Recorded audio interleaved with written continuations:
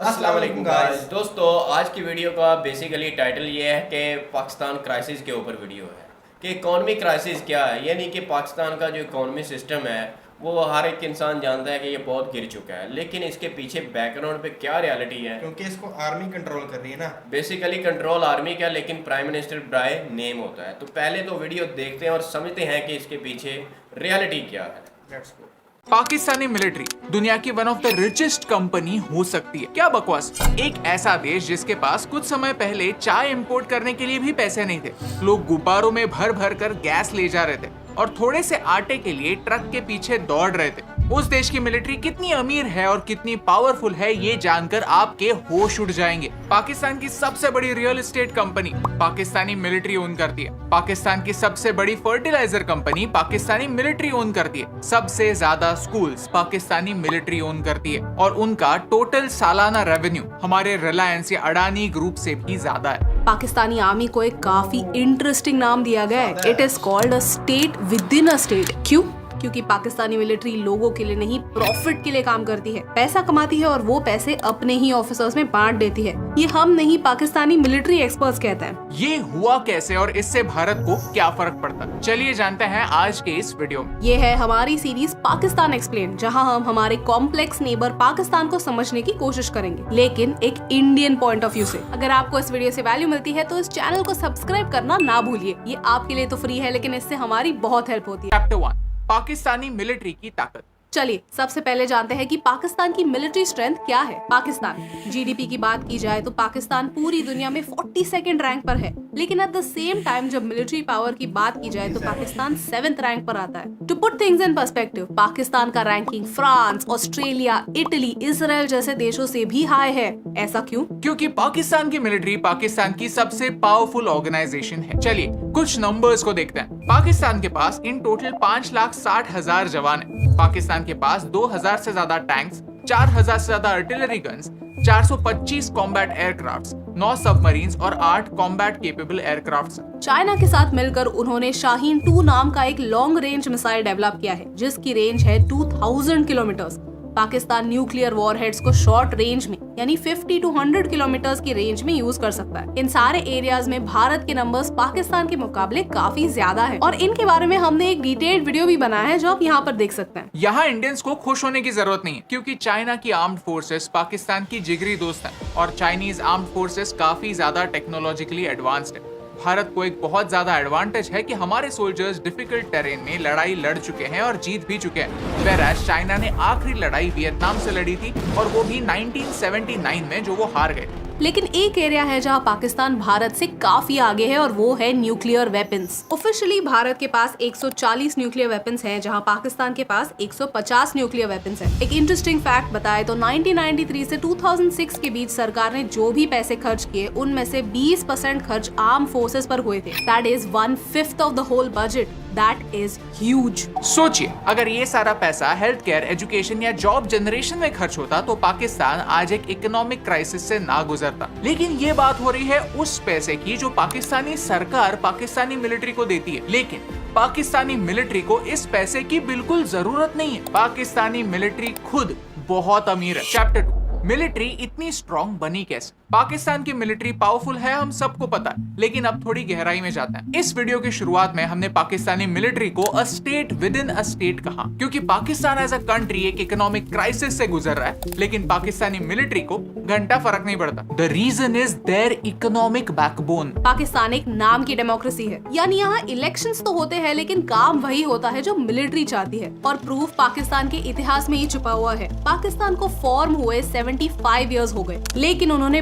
32 साल military rule में बिताए। General Ayub Khan, general Yahya Khan, general Ziaul Haq जैसे मिलिट्री लीडर्स ने सरकार गिराकर कंट्रोल खुद के हाथ लिया था। एज अ रिजल्ट किसी भी पाकिस्तानी प्राइम मिनिस्टर ने आज तक अपने 5 साल की टर्म पूरी नहीं की है। लेकिन ये सारी बातें हमने प्रीवियस वीडियोस में कवर की हुई है। लेकिन आज फोकस करते हैं कि कैसे पाकिस्तानी मिलिट्री पाकिस्तान का सबसे बड़ा बिजनेस है। फौजी फाउंडेशन पाकिस्तान की सेकंड लार्जेस्ट प्राइवेट कंग्लोमरेट यानी ऐसा कोई ब्रांड जिसके कई सारे अलग अलग बिजनेसेस हो, जैसे कि टाटा जो सॉल्ट से लेकर सॉफ्टवेयर सब बेचते हैं, वैसे ही फौजी फाउंडेशन के अलग अलग सब्सिडरीज पाकिस्तान के अलग अलग फील्ड्स में फैले हुए हैं, जैसे कि फर्टिलाइजर्स, बैंक्स, सीमेंट, पेट्रोलियम, यहाँ तक कि स्कूल्स भी। 50 से ज्यादा अलग अलग कंपनीज पाकिस्तानी मिलिट्री कंट्रोल करती है, जिनका एनुअल रेवेन्यू $26 बिलियन से भी ज्यादा है। और ये नंबर हमारे रिलायंस या अडानी ग्रुप से भी बड़ा है। पाकिस्तानी मिलिट्री का इकोनॉमिक एम्पायर इतना बड़ा है कि टेक्निकली उन्हें सरकारी सपोर्ट की बिल्कुल जरूरत नहीं है। डॉक्टर आयशा सिद्दीकी एक पाकिस्तानी ऑथर और प्रोफेसर हैं।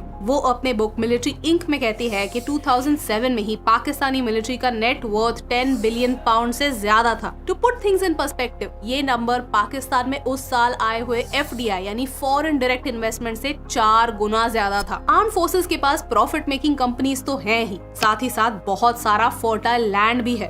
पाकिस्तानी आर्मी ऑफिशियली पूरे पाकिस्तान का 12% लैंड ओन करती है। पाकिस्तानी आर्मी का हर ऑफिसर एक करोड़पति होता है। जब एक मेजर जनरल रिटायर होता है तो उसे 240 एकड़ फार्म लैंड प्रेजेंट के तौर पर दिया जाता है, जिसकी on an average value $500,000 pound होती है। उनके बच्चे फॉरेन में पढ़ते हैं। जब भी कोई कमांडर रिटायर होता है, उन्हें किसी हाई पोस्ट पर उन्हीं के किसी कंपनी में नौकरी दी जाती है। यानी उन्होंने ये सिस्टम ही बना दिया है कि आर्मी ज्वाइन करो, बड़ा ऑफिसर बनो, फिर रिटायर हो जाओ और ऐश करो। ये सारा डेटा और ये सारे वैल्यूज 2007 के हैं। सोचिए अब इसकी वैल्यू कितनी ज्यादा होगी। पाकिस्तान की मिलिट्री अपने फाउंडेशंस और उनके प्रॉफिट मेकिंग मशीन को इसी बेसिस पर चलाते हैं कि पाकिस्तान के सिविलियंस इनकॉम्पिटेंट और करप्ट ही हैं। उनसे बेहतर तो हम हैं। जब कोई ऑर्गेनाइजेशन जो लोगों को प्रोटेक्ट करने के लिए बनी हो, वो खुद को लोगों से ऊपर समझने लगती है, तो उस देश का कुछ नहीं हो सकता। कहने का पॉइंट ये है कि आज पाकिस्तान की सिचुएशन ऐसी है कि वहाँ की मिलिट्री उनके लीडर से ज्यादा स्ट्रॉन्ग है। जो लीडर पाकिस्तानी मिलिट्री की बात नहीं सुनता, उसे हटा दिया जाता है और किसी ऐसे पपेट को बिठाया जाता है जो मिलिट्री की बात सुने। 2018 में जब इमरान खान पाकिस्तान के प्राइम मिनिस्टर बने, तो उनके क्रिटिक्स ने यही कहा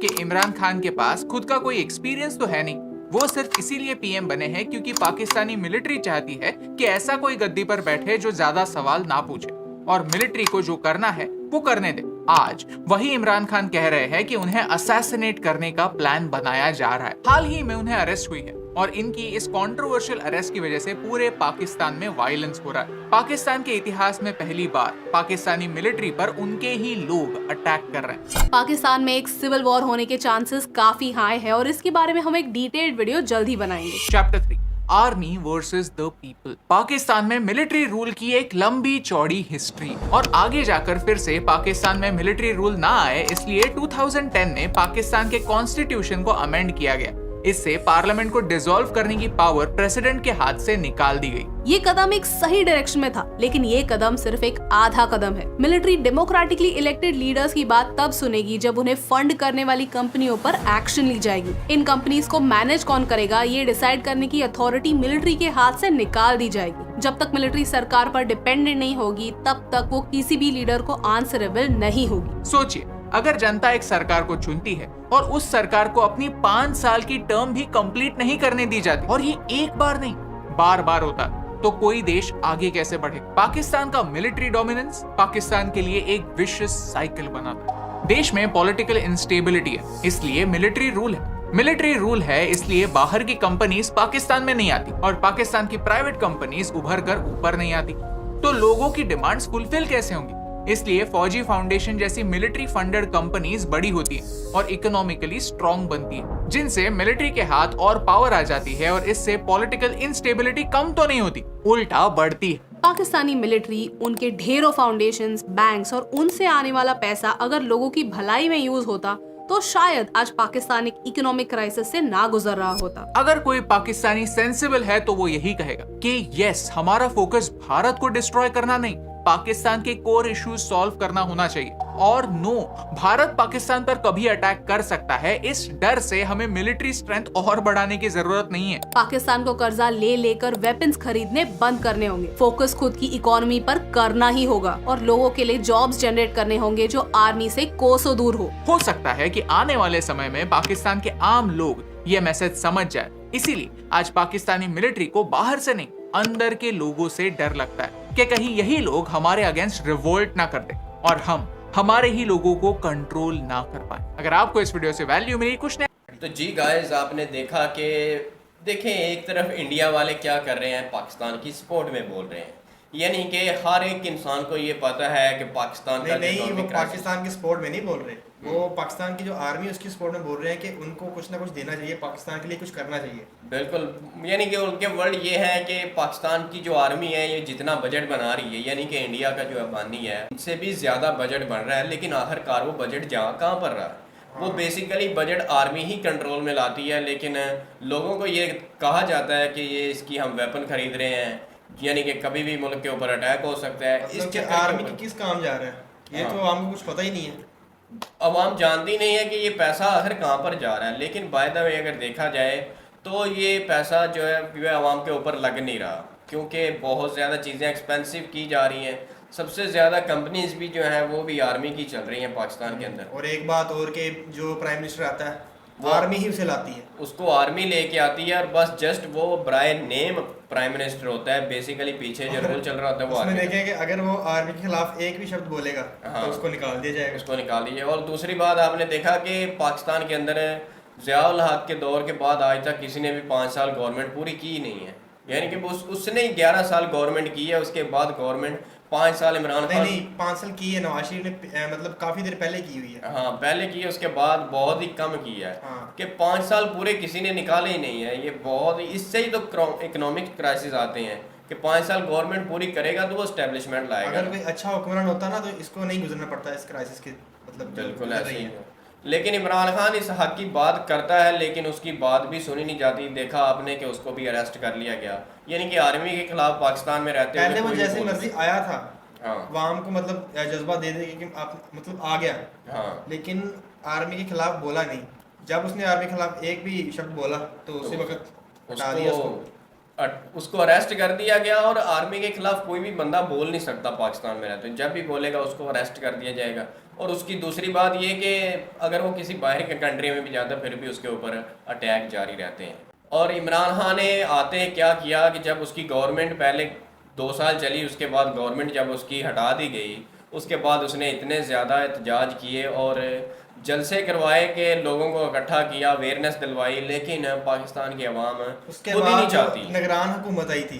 बिल्कुल। निगरान हुकूमत ने क्या किया, इतनी महंगाई कर दी, उधर से बेड़ा गर्क शुरू हो गया था पाकिस्तान का। वहाँ से असल इकॉनमी क्राइसिस शुरू हुआ और अभी तक इतना ज़्यादा क्राइसिस है कि आप सोच भी नहीं सकते। बहुत ज़्यादा महंगाई हो चुकी है। अगर किसी की इनकम बहुत ज़्यादा हाई है तो वो स्टेबल है, वरना बाकी जो पुअर लोग हैं वो बिल्कुल भी स्टेबल नहीं है, वो ज़ीरो पे ही जाते हैं, वो नीचे गिरते ही जा रहे हैं।